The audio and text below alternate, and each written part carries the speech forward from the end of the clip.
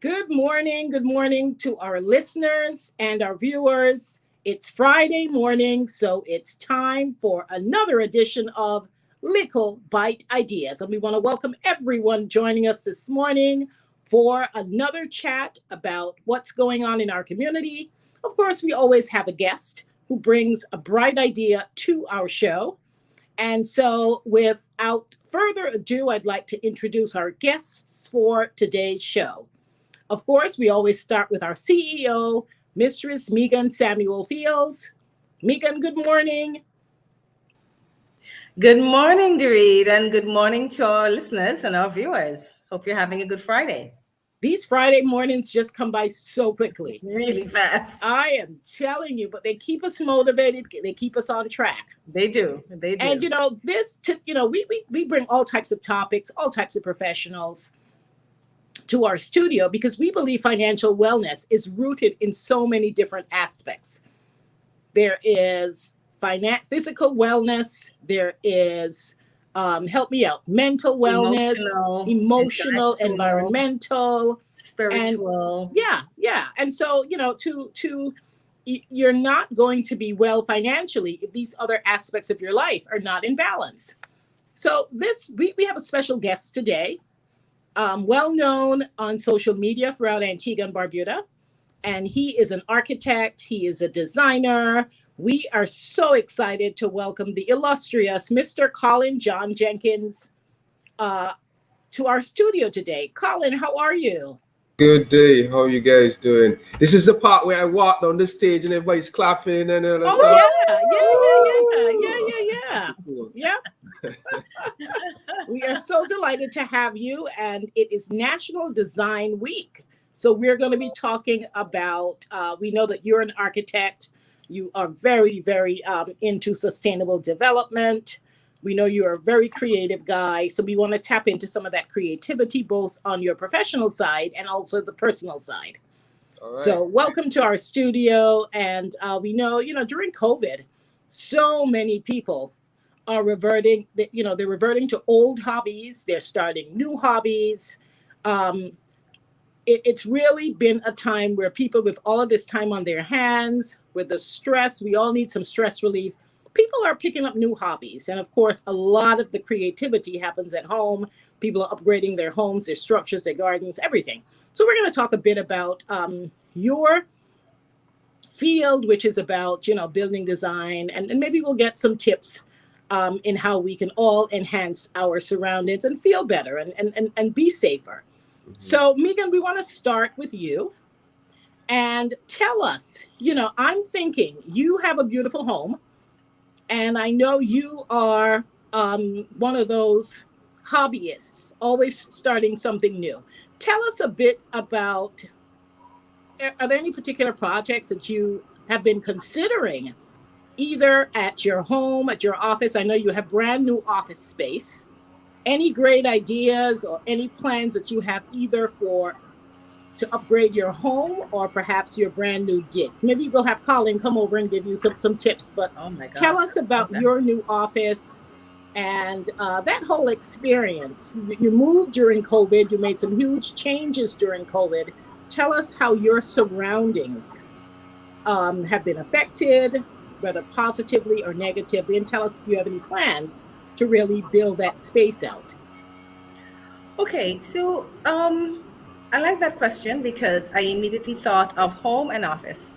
So at my office, I'm in Woods, and I have smaller office space than I had before, but it is nearly like imagine a clean slate where I can do things a little differently.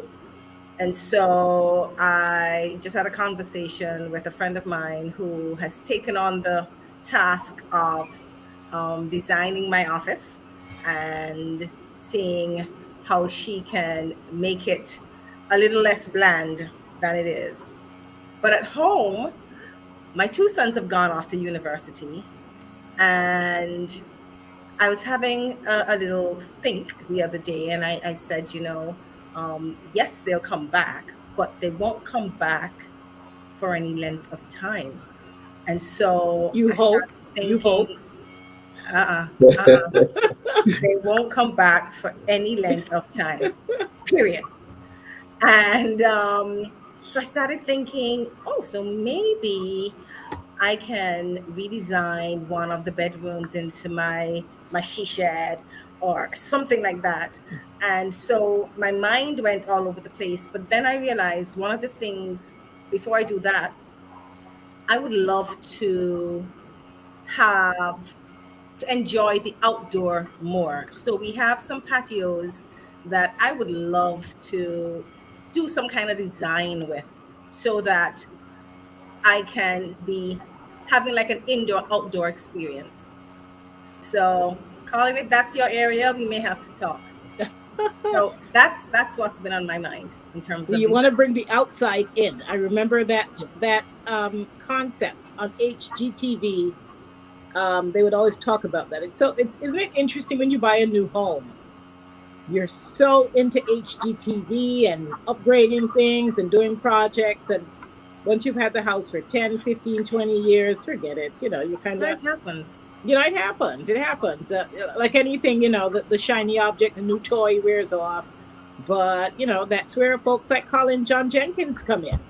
And Colin, tell us a bit about your career. Tell us how you got started in the field of architecture, the type of services you offer, and how regular folks like us can engage your services, if not for a completely new structure, just in terms of upgrades, especially since COVID, where people are looking to do upgrades here and there to improve their health, their mood, their safety. Tell us a bit about what you do.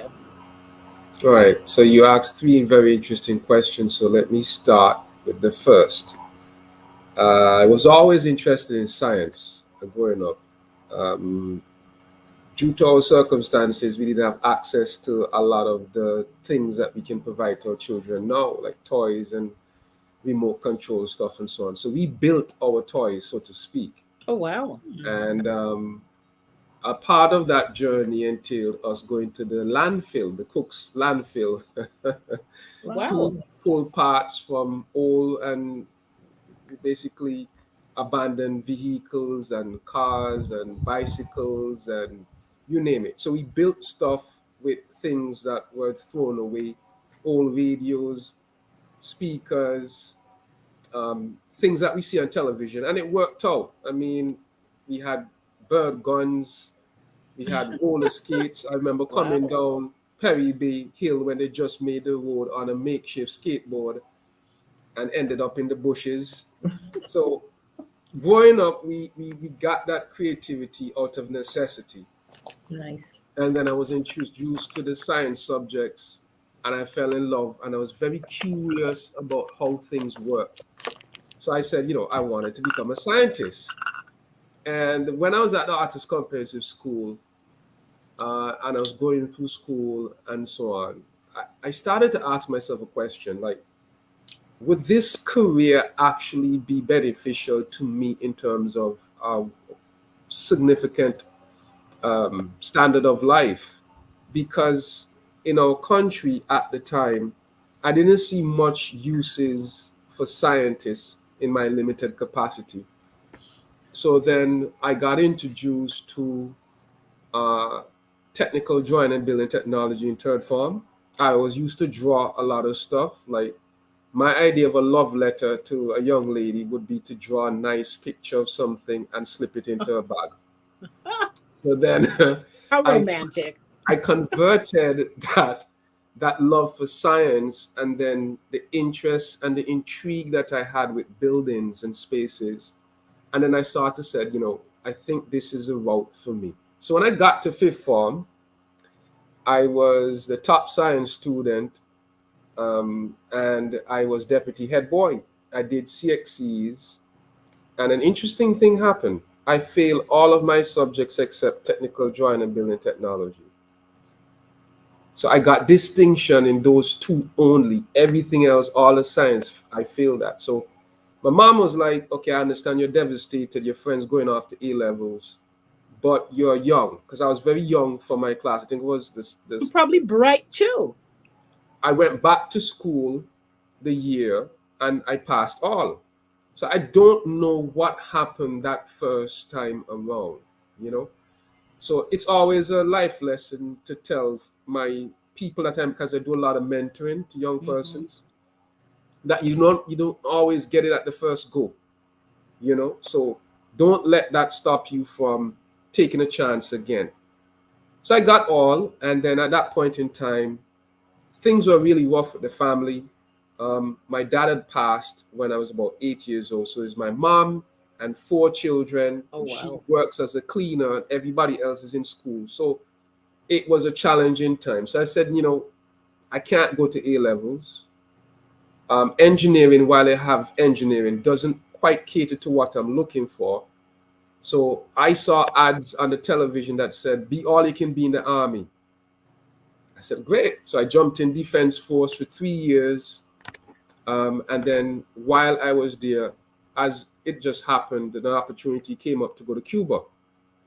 So I applied for a scholarship for architecture, and I was accepted. So on that year, I think I was the only person from Antigua going to study architecture.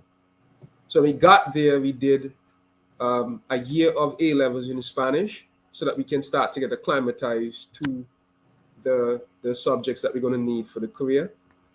So al fin del curso del año en preparatoria, yo estaba hablando español Mm-hmm. porque eso es necesario para entrar a la universidad y estudiar la carrera de arquitectura. See, So at the end of the first year, I was speaking Spanish to start. entiendo. Oh, bueno, to start the course in architecture for 5 years. So at the end of the 5 years, I graduated with distinction. I was awarded the highest foreign student in that year of academia, Fantastic. and then came back home. When I got back home, I was all excited because, I thought, yes, I'm going to get into this now. I got no job in no architecture office. So I applied everywhere, nobody hired me. So I spent, interestingly enough, the next 14 to 15 years working with a construction company, not an architectural firm, a construction company. And while I was working with the construction company, I used the time to understand the physical aspects of what comes out of a design process. So sometimes you find people are great designers, but what they design necessarily is not feasible or billable or construction savvy, because some of it is just over the top. So I learned very early how to manipulate design to make sure it matches reality and be cost effective. So while I was on the construction site learning all these skills in construction, my mind opened to other things and other careers.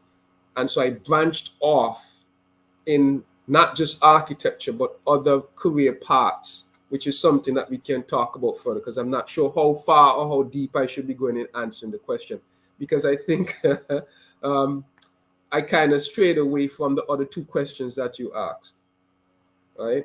But listen, that was such an amazing story. Who cares about the question? I mean, I'm only asking questions. All You right. have to tell me the story. I think that's amazing on so Awesome. many Awesome. levels. Mm-hmm. And I think what really stands out with me is when you said you came back and you went to work in a construction company. Because in Yeah. many careers, a lot of us, we get all this knowledge. It does not necessarily prepare us to function in our careers. Mm-hmm. So it sounds like, you came back with all of this education, but you took some time to really understand the dynamics of the industry you're trying to tap into. Yes and no.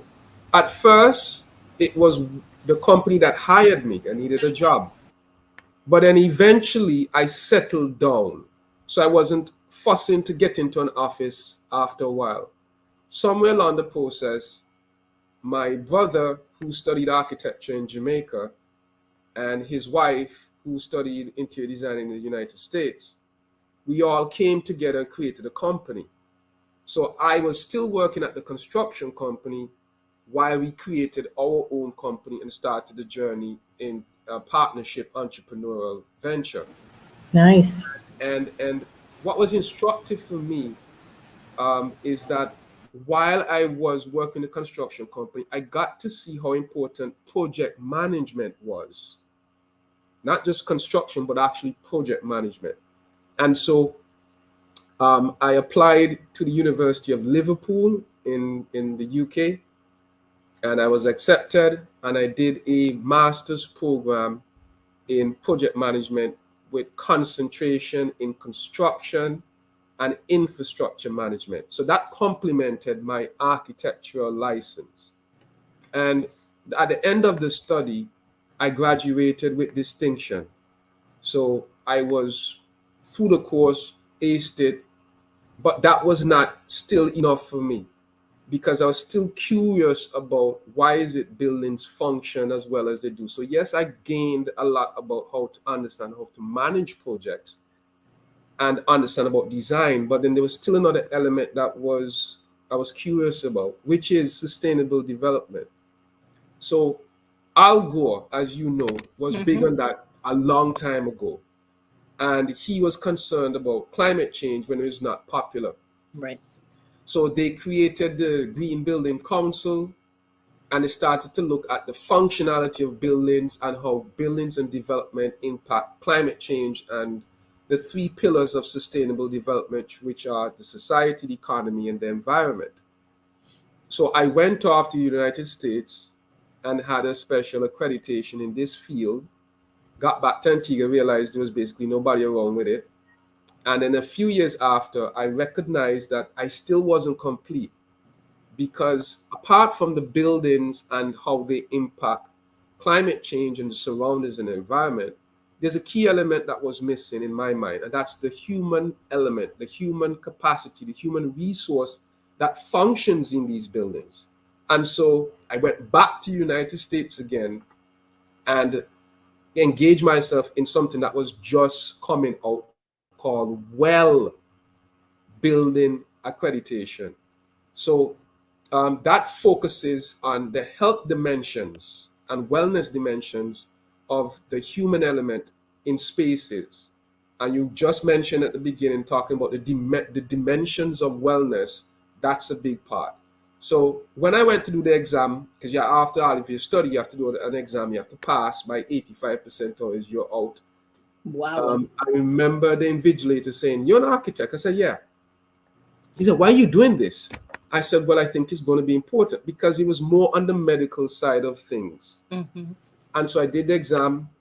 I passed it, came back home. So here I was, all of a sudden, a guy who had an architectural license, a project management degree, master's, and two incredible accreditations from the United States. So when I combine all of that together, I coined myself a sustainable development consultant. And from since then, it has opened a lot of doors in terms of talks like this, consultancies with teams around the Caribbean, researches that I've done, and I understand the perspective truly of how this works. So it moves to another level in which I think I've arrived now, where when you're talking about how best to move forward in the future, there are 4 dimensions now: sustainability, health and wellness, resilience, and equity. Those are the 4. Those are the 4 dimensions now that we need to pay attention to. So I'll stop there for now. No, that's a very I mean, we would, like you said, we'd probably take a few episodes. This is awesome Unpack stuff. all of this. I mean, I'm just amazed every week. We bring guests on with the expectation that the conversation is going to go in a particular route, and you just take a turn in a direction that's just so inspiring and gives us a lot of food for thought. Yeah. And so it sounds to me, Colin, that your experience in terms of sustainability might have started with Cook's Dump without you even realizing. Yeah, that, I was recycling. Yeah, Exactly. you were recycling. It started with a Cook's Dump. That is such an amazing story. I can't wait to read the book. Absolutely. I'll get one further. This year, incredibly enough, I was, well, not this year, but I was hired previously to be a designer for an interpretation center for the Department of Environment. They got a grant funding from overseas. And the interpretation center was placed in Christian Valley in order to help promote biodiversity and awareness of the environment and acts as a launching pad as a multifaceted facility. Mm-hmm. So the interpretation center is not like what we have at English Harbor or Shirley Heights, Vincent. Mm-hmm. That's small. This is a 5,000 square feet structure. Oh my goodness. Wow. And I took the funds that were paid to me and reinvested it into getting the building reviewed by the United States. And this year, we got the great news that the United States Green Building Council awarded the building a LEED Gold certification. LEED stands for Leadership in Energy and Environmental Design. So the building became, on paper, the first green building in Antigua and the first interpretation center in the Caribbean with a LEED accreditation. That is fantastic. Right. Wow. So That is fantastic. that is incredible. And I'm And currently so working. has it started yet? Has construction started? How It's far along finished. in The building is process? finished.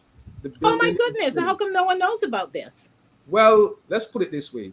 They have some work to do with the landscaping. Mm-hmm. And because the building was that incredible, they didn't felt as if they could open the building to the public unless the landscaping was done, because they thought Right. it would So have you been get the full effect. right. So they're trying to work that out before Oh, they can that's open I the can't building. wait to see it. That's Yeah. It's fantastic. incredible because when you get there and you look around, there's no other structure that you can see. It's the entire green scenery with the hills and the ranges. And it's right such there. a beautiful spot to begin Yeah, with it is. all the natural beauty. Is No, that close to where the Mount Obama yes.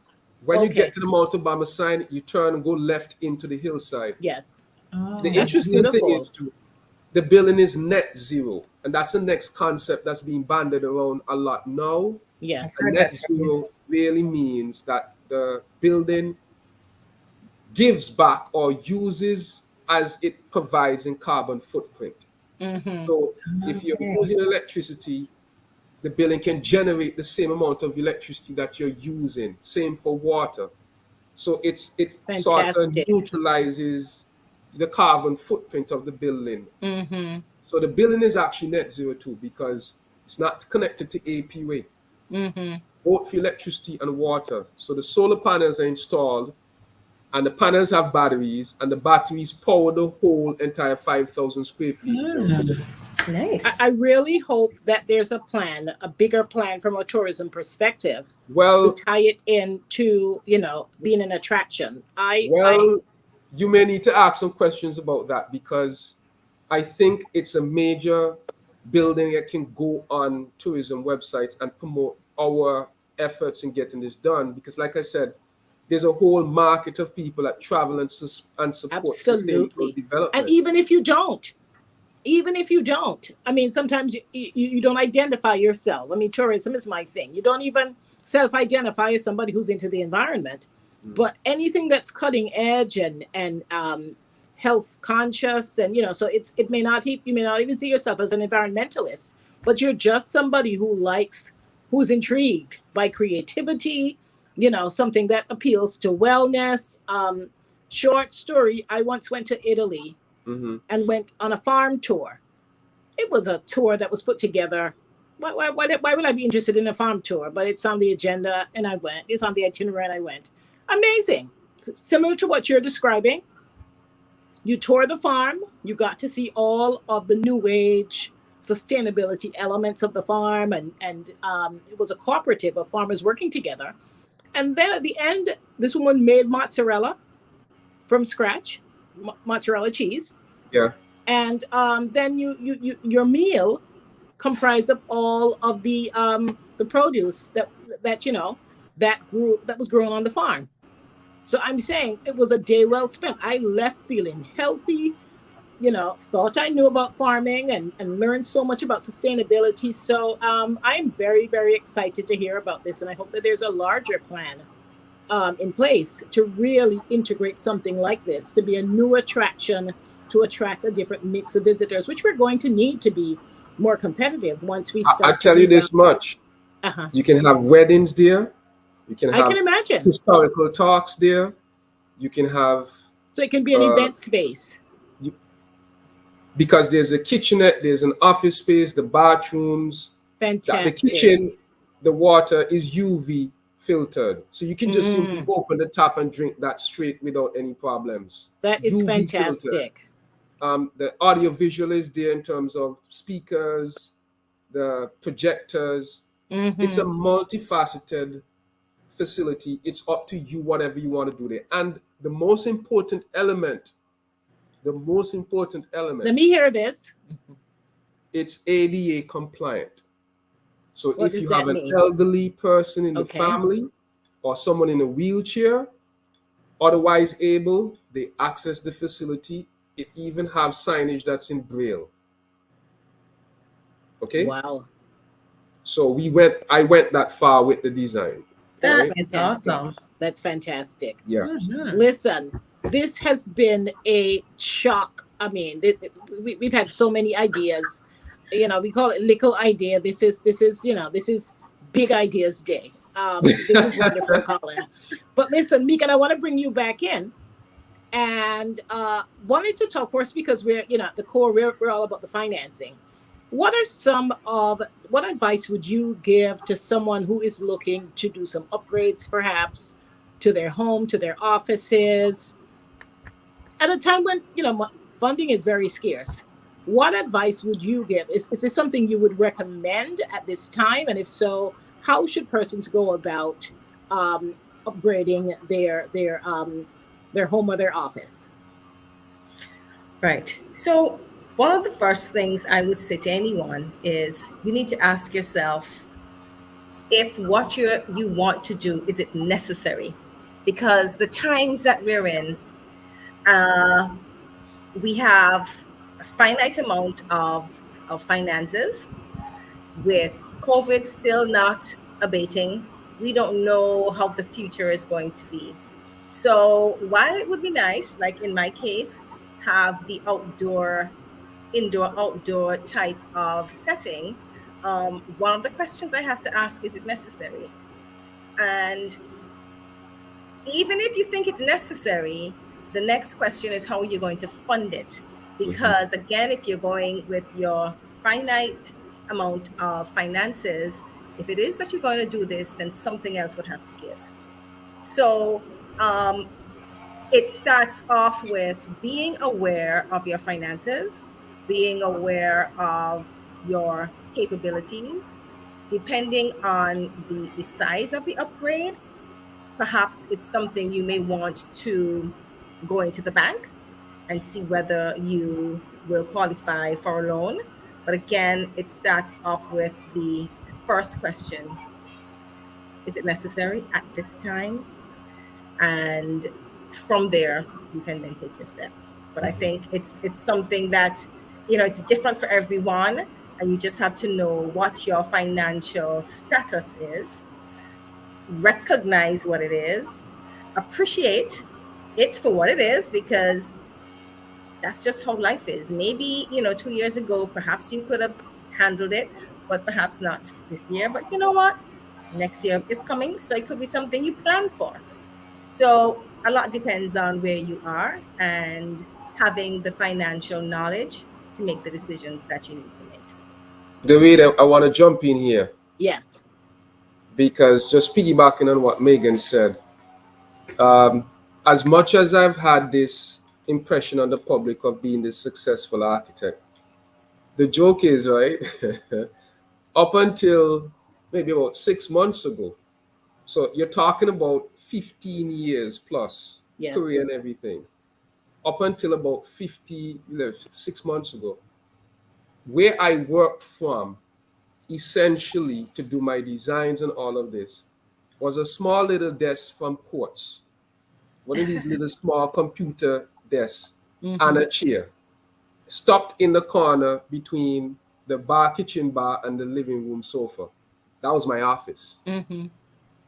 But what So I you could, work from home? You work from home? You don't have an office, a fancy yeah, office? yeah. Well, I like I'm saying, since the last 6 months, I now got to the point after 15 years Uh-huh. also of creating a more professional space for my operations. I see. So the point I'm trying to make here is don't be in a rush because you think you have to have this fancy space in order to produce quality work. Mm-hmm. No, it's not about that. But yes, you give yourself plans and make sure you work towards them, but don't feel as if you're bottled into a space that you have to get this done by this time, or else I'm not going anywhere in my life. Mm-hmm. Listen, Mm-hmm. this beautiful building that I designed, this was me drawing every day, glasses on, small desk. If I turn, so I'm in the living room. If I turn this way, I'm in the kitchen. But it worked for what it was, you know. Mm-hmm. The next thing is, which is important, is understanding something they call life cycle costs. It's a concept that's very interesting because what it means is that you just don't consider the cost up front of what you're doing. You're thinking Absolutely. about how it works throughout the process. And I'll give you an example. So the idea behind life cycle costs, all right, is that you have 75% of the budget for whatever you're doing, the lifetime of whatever you're doing. So let's say you plan to do a shop that sells groceries or whatever, Mm-hmm. and then the shop should last for 10 years before it pays back for itself. Let's go with that for now.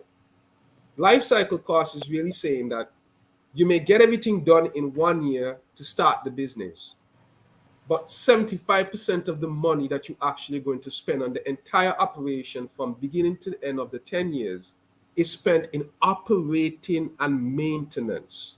Mm-hmm. So it means maintaining the space that you have and whoever you have to pay or whatever you have to pay to operate it. That's where the bulk is. Mm-hmm. So you have to consider, okay, if I'm going to spend this much on the life cycle of my investment, how can I make decisions that's beneficial, that's cost effective in that route? And that's where you have concepts coming in of understanding emotional intelligence for the people that you're dealing with, empowering staff, empowering yourself, right? Making people go beyond Mm-hmm. because they feel as a part of the process.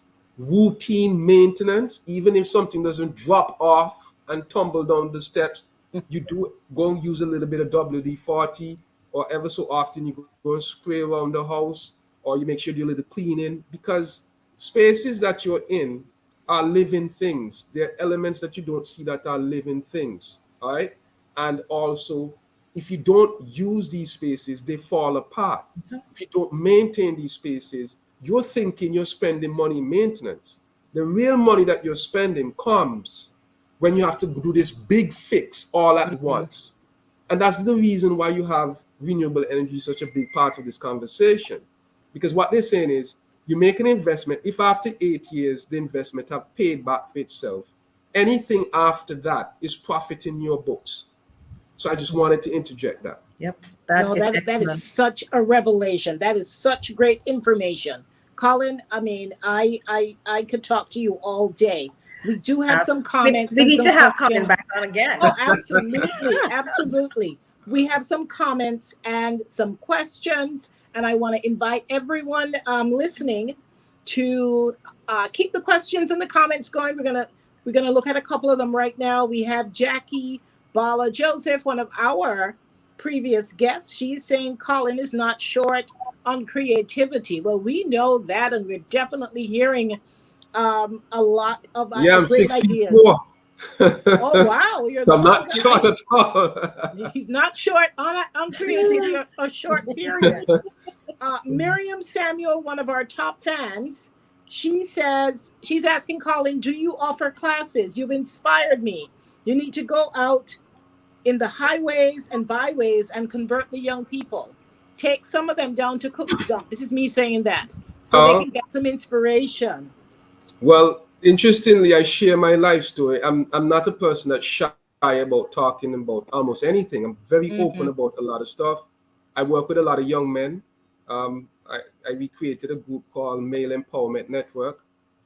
And that in and of itself is a whole entire another discussion, because I was inspired by the vagina monologues. My very Oh, good friend, Zara Awol, they put on the Mm-hmm. vagina monologues, and I listened to some of the issues the women were saying that they were Yes. having, and then I felt compelled to do something. So we created a group to see how we can work on us men to be better men, and that led into the nice. entire movement in and of itself. Um, but in terms of classes, I Mm-hmm. actually lecture project management for the University Open Campus UE.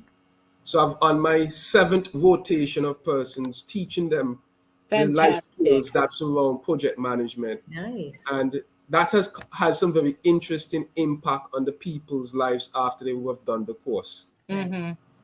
But that's another discussion as Fantastic. well. No, Yeah. that's great. Still going through the comments. We have Mary Kirby. She is saying, excellent point, Colin. I'm not sure which one of the points, but I guess something jumped out at her. We have Ramona Samuel, another one of our regular followers. She is saying this is good information. To Mhm. all of our um, viewers, share the link. Let's get some more people on the live. This is really great information and inspiration for anyone, regardless of what stage of your life you are, whether you're building a home, whether you're maintaining a home. These are really, really great ideas.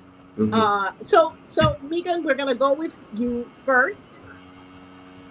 What is your great, based on everything we've talked about here today? I know you're never short of ideas, but we're going to go to you first, based on our conversation today about sustainability, about design, architecture, living well. What is your great idea? So, just listening to Colin, well, I have to just say, Colin, you're an inspiration. You really are, and we need to talk. Um, but I'll tell you what jumped out at me when you spoke about that building Mhm. over in Christian Hill, and Christian Valley. sorry, Christian Valley. Did I say Hill? Christian Valley, and it got me thinking.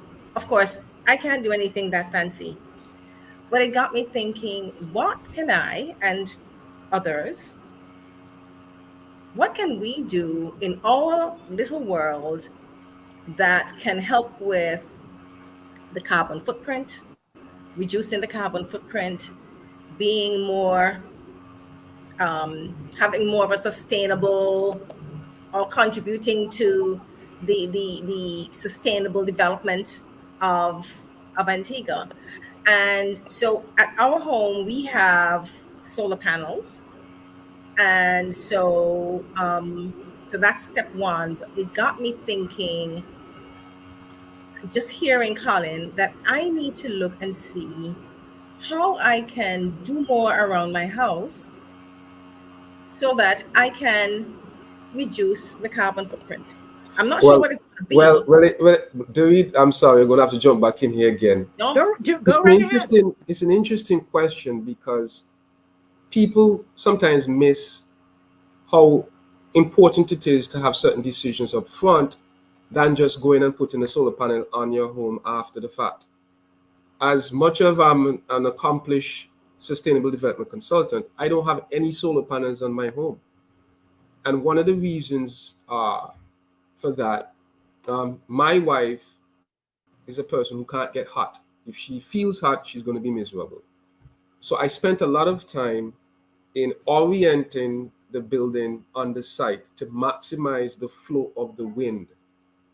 And I use windows that are louver blade, that are metal, that's about this wide, that offered a solution that gave me maximum amount of air that comes through the opening, but also acts as security in times of burglary. It acts as a windshield in terms of hurricanes, and it's just privacy. When you tilt them, it gets really nice and dark in the bedroom, so you sleep deep. What I'm really saying is, it's sometimes it's simple things like that that have a major impact after the fact.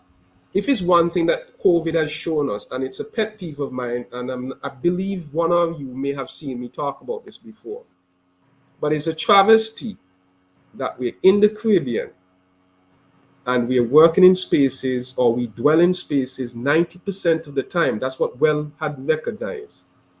And we're in spaces, we can't open the windows. Mm-hmm. We can't open the windows so we have natural air exchange, especially at work. That's a problem, because the artificial air is great to a point, but you still need that flexibility. And that is something that a lot of the researchers are now saying that is not advantageous to fight COVID in these sort of situations. So here we are all over again. There are sort of simple things, such as even the type of paint you use at home, Megan. There's something in paints called volatile organic compounds, VOCs. You ever notice when you're younger and they paint a space, you can't sleep in it at the same time or the same day? You have to put a bucket of water or something like that. That is because the VOCs in that paint were high. So what they're saying is try and use VOCs in the paints that are lower, so they give off less impact to you, the person. And so especially in schools now, let's go there. The acoustics is a major issue in schools. Ventilation is a major issue in schools. There's another reason why in healthcare as well, they design the facilities so that you have access visually to some sort of plant or greenery that's moving in the wind. So there's a psychological effect to that. Okay. So when you start to think about how can I function in this space to make me feel bright and alive and productive, you start having a different view and conversation about the spaces that you're in. I've seen spaces in Antigua where you expect people to produce their best at an office desk and there's no windows on the four walls. That doesn't help anybody. That does not help anybody. So simple things like paint colors, the spaces in terms of the heights, the ventilations, if you need to change the type of window that you use, even something, Megan, as simple as the pattern of circulation through your home. When you open the door, do you walk straight from your front door to another space, or you have to zigzag around the space to get where you're going? And this brings into play the whole concept of feng shui. Yes. Which is now how, believe it or not, we're people that exist with energy. Now I practice Tai Chi too. I'm actually a Tai Chi practitioner, right? So I understand what it means with energy. Even if you just go over a person and put your hand close enough to them, you can feel energy emanating from someone. We all would have been in romantic situations before, that first kiss or whatever, and you can feel the tension and the energy between the bodies. That exists. It's reality. So we can't function without understanding how these impact us. Because like I said, I was curious as to why when I went into certain spaces, I felt so alive, and other spaces I felt down. So what you have happening, people would spend money, say, I don't want anything fancy, I just want a simple 2-bedroom house and just finish with it or whatever. But they're not happy. They don't feel comfortable. The bed is not in the right location in correspondence to the windows. So they leave home being in a bad mood to come to work in an environment that isn't inspirational. So they're in another bad mood. So when you call the phone, hello, good day, how you doing?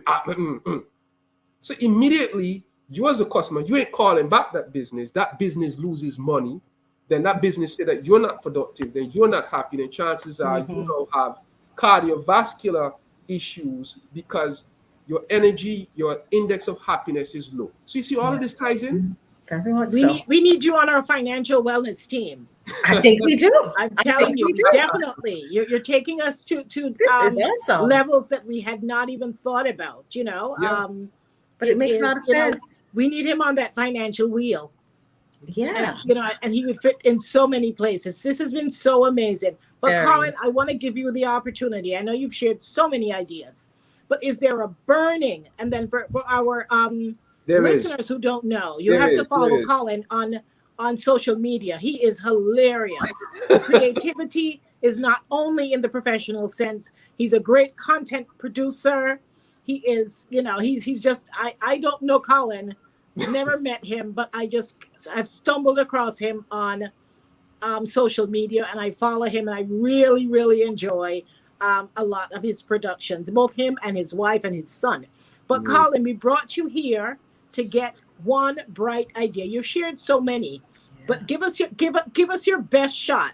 It does not have to be limited to your professional life, but just give us a great idea for life, something to get us through the weekend and beyond that you want to share here today. So in 2014, I think, I created a think tank in Antigua and Barbuda called the Antigua and Barbuda Council on Sustainable Development. We did two pieces of research. One was career for young people, and one was about divorce. They were actually white papers. So it took us 9 months each paper to research and produce and publish the findings. They're online.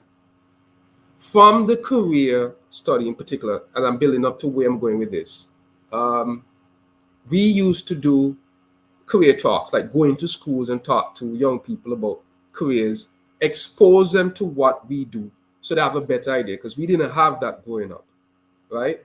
And when I was doing this for a couple of years, I recognized that apart from persons not having exposure, there was a sort of um, pattern where people were doctor, lawyer, accountant, doctor.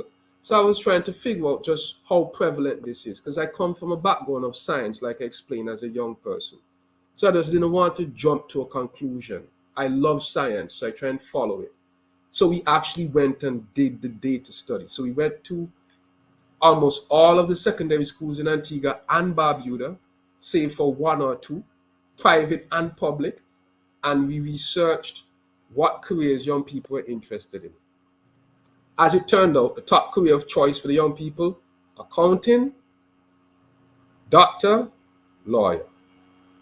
Okay?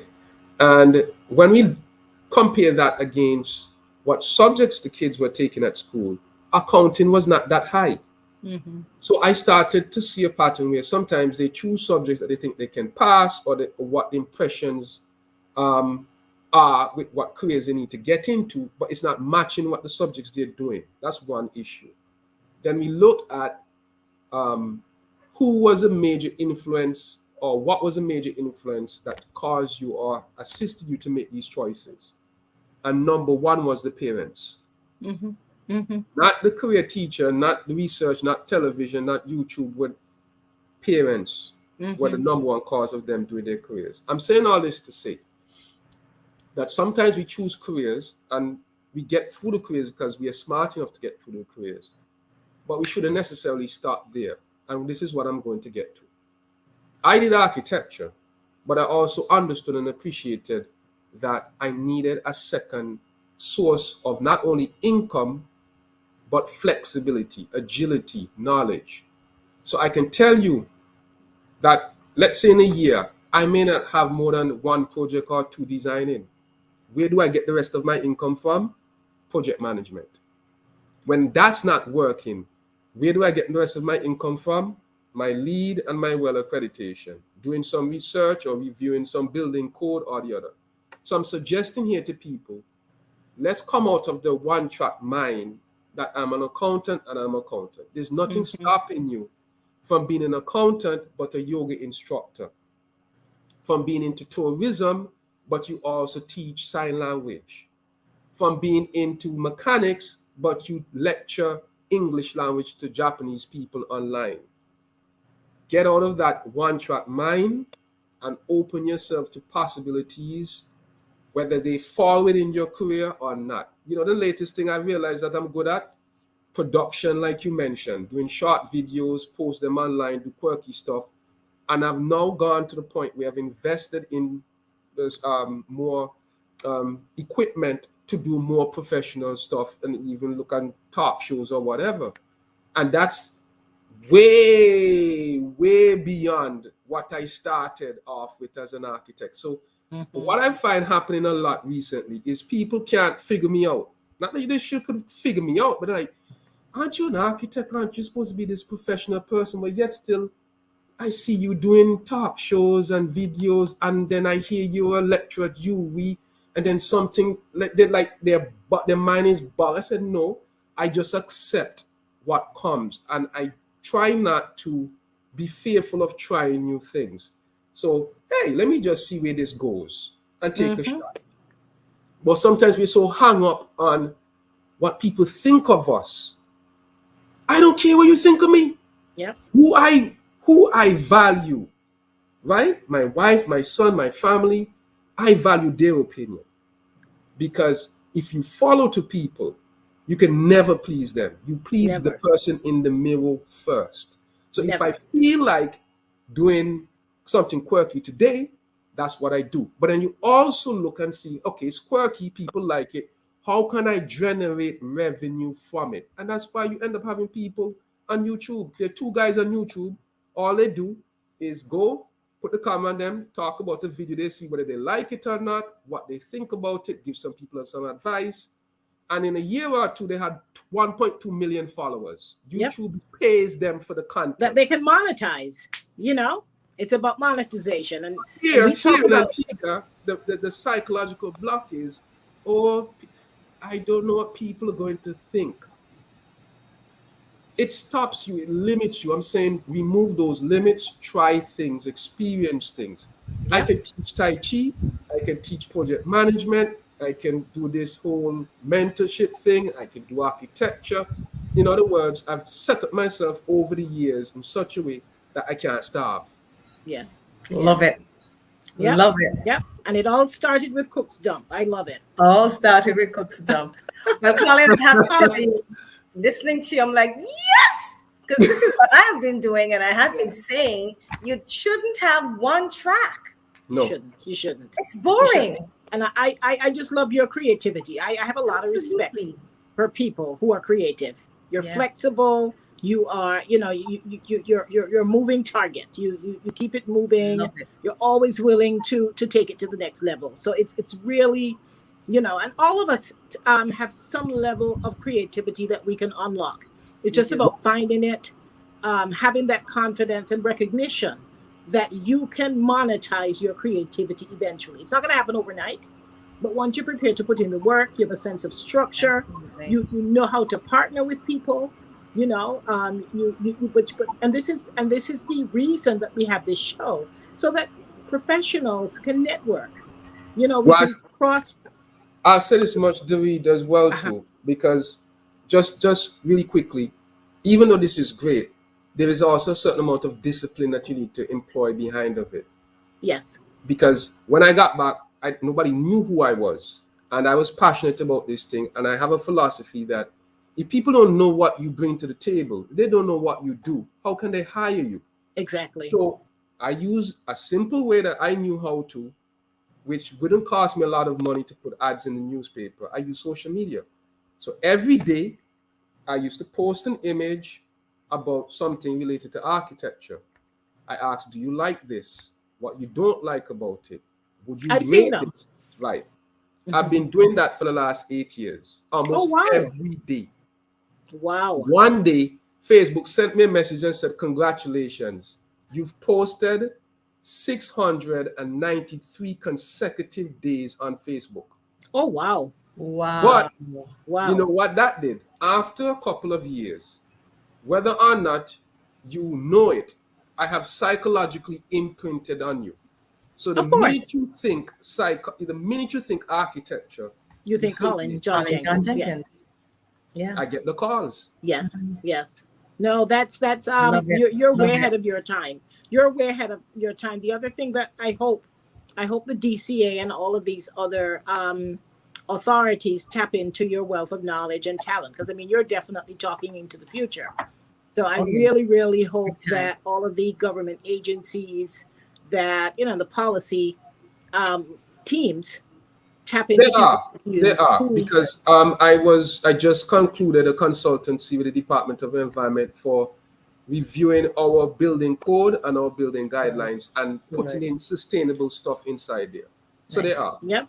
Fantastic. And if you ever need any help financially, who to call as well.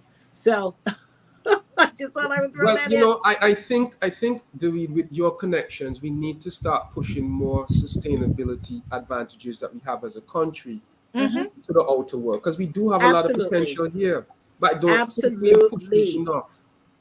It's now Absolutely. moved beyond Sunsea and Sun, to be Oh, honest. absolutely. Absolutely. No, I definitely have some ideas that I'd love to talk to you about.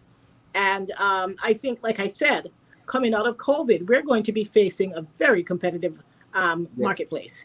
yeah, You know, the old paradigm in terms of how we envision Antigua as a tourism destination, well, it's a good place to be, but how do you differentiate yourself from some of the other islands who are all going to be competing in that space? And we're not a Dominica. We don't have that lush, natural. We're not Dominica. We're not St. Lucia. We're not known for all that forestry and some of the natural acres and acres of land and high mountains that these other islands are known for. But we have enough, I think, that we can differentiate ourselves. And you use our human capital. When I worked in tourism, I don't care who had a bigger budget than me, you had to know Antigua and Barbuda existed. Not that we had the most money, not that we had the best of anything, but it was just the way we promoted ourselves and positioning ourselves on a different track. yeah, People are always looking for the next best thing. Yeah. And so it's about bringing great minds together, which is what this show is all about. But folks, has been an amazing show. Every Amazing. week it gets, I I think wouldn't it's say get better. better, because I think it does. we go after the best.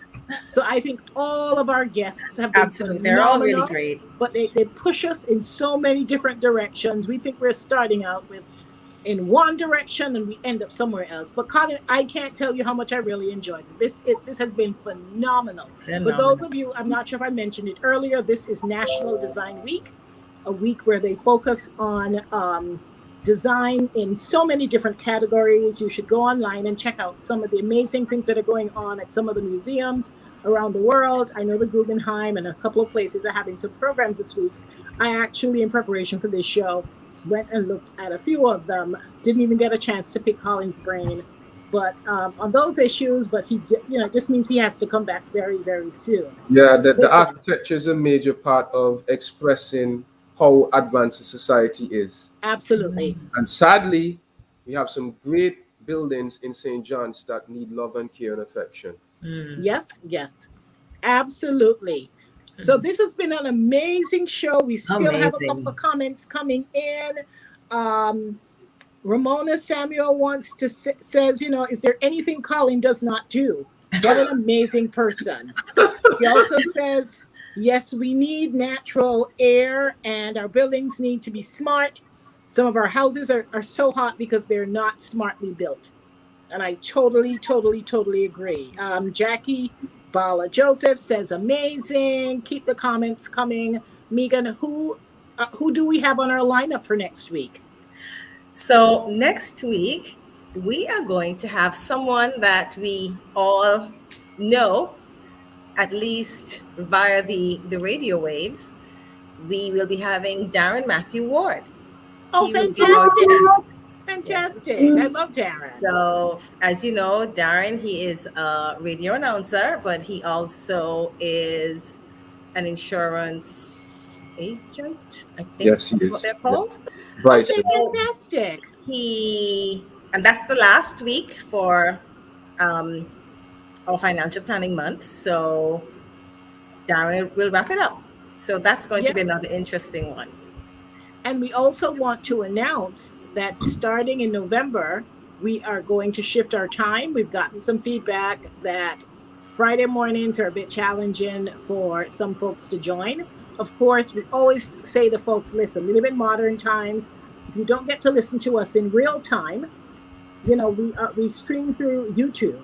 So this is available on YouTube, and you can go back and like and share and send it. Colin, I know you're the sharer in chief, so I know this will be up on your page the minute you get off the show. So that's great. We like these. We know you have a big following, and we want to shout out your followers. Listen, this guy is amazing. It's an amazing guy. I see so many possibilities for you in the future. Any interest in politics, Colin? In terms of regional, local, International? What do you want? I'm the Local. connoisseur of national affairs. I know. But any interest in running for office in the future? I've been asked that question many times. Oh, I'm sure. And You're a natural leader. I'm not sure. Let me tell you my Yeah. problem. Let me tell you the fundamental problem I have with Mhm. politics. I represent people. And if I'm going to be working as someone who represents people, that's what I'm going to do. So if we have policies to discuss, I'm going to go to my constituents, talk to them about it, get their feedback, because they're the one who vote for me. Right. The issue is going to be when their perspective clashes with that of the party. Can I go into parliament and say, I don't agree with this, and my constituents are not for this? Yes, Madam Speaker, or whatever, we need to look at this again. No. That You culture, can. You're a builder. I'm not even. You're a builder. You can fix it. I hear what you're saying, but you're a builder. You know how to. You know how to use diplomacy. You know how to retool, reset, and recycle. I'm not worried about that. But if you speak to the average politician never has no interest in going into politics. My dad was a politician, and the day before he was announced as a candidate, he said no. So, well, it's interesting that you said that about the leadership thing, because that's something that my mom, even though she didn't have a lot to give to us, and she inspired in us, because she said to me when I was very young, and sometimes it's this kind of things we need for young people. I was given a lot of trouble, and I was about to go to boys training school, and we had an intervention. Yeah. Wow.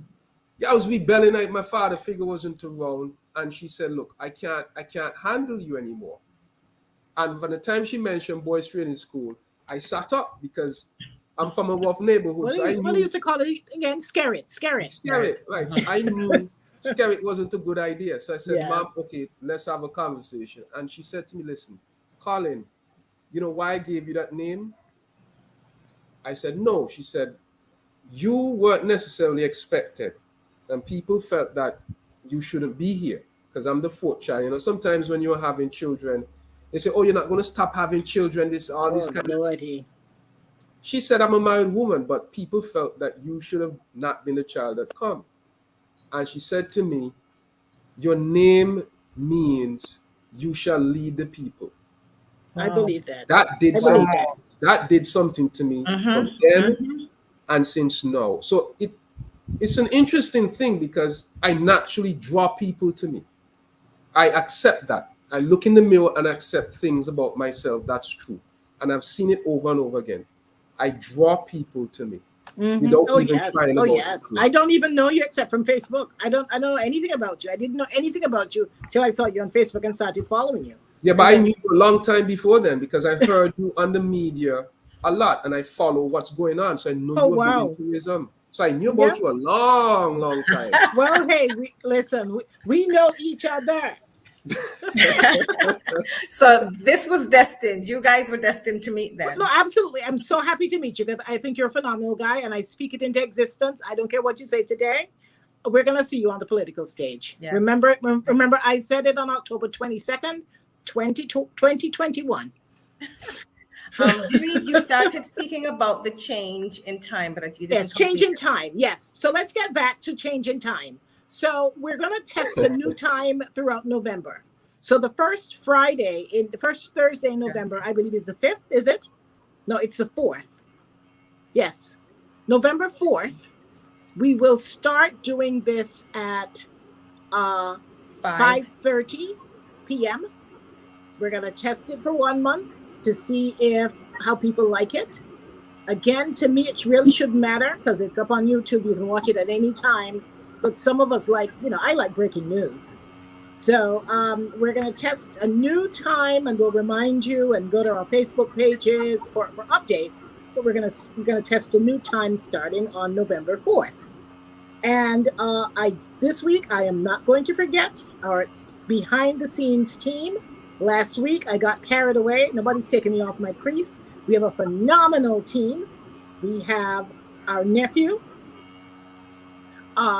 Nicholas Heels, And we also have Colin's niece, Aaliyah Jenkins, who is behind the scenes, and they help us um, during every episode to produce this show. It looks easy. I just have to come and run my mouth, which I never have any problems doing. But you really need a great team behind the Absolutely. scenes to get the questions up, for things to look well, and to keep us managed on time. So listen, it's been a phenomenal show. I have so much food for thought. And Colin is my new best friend. I'm going to be talking to Colin more often. I just scratched the Absolutely. surface. Yes. I know. Just Trust stretched. me, I can tell. I can tell. But to everyone who joined us here today, we had a really good interaction with our audience. When the audience starts to send questions left, right, and center, it's a good episode. So, as we say at the end of every episode, if I have an idea and you have an idea, that is great. We both each have an idea. But it's when we bring those ideas together and we start having discussions that those eureka moments happen. So we encourage everyone to come to our incubator. If you have an idea, drop us a note, DM us, tell us about your idea. We'd love to we don't discriminate. As you can see, our guests are so diverse. We've had lawyerpreneurs, foodpreneurs. What kind of preneur are we going to call in, Megan? Hmm. We'll figure it out. We'll figure it out. We'll figure that out. He's an He's a all-purpose. multifaceted. He's an all-purposepreneur. All-purpose You know? That That's sounds what it like is. seasoning. There you go. I love And that's it. what you are. I love it. You are definitely seasonal. So this has been an amazing episode. We almost don't want to go, but we know people need to get back to their jobs. So we're wishing you a great weekend. Tune in again next week at 10:30 a.m.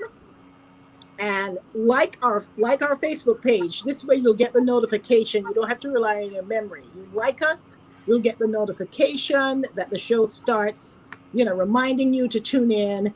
Tell your friends, share the go to YouTube. This is available, and you can share it from YouTube as a link if you'd like.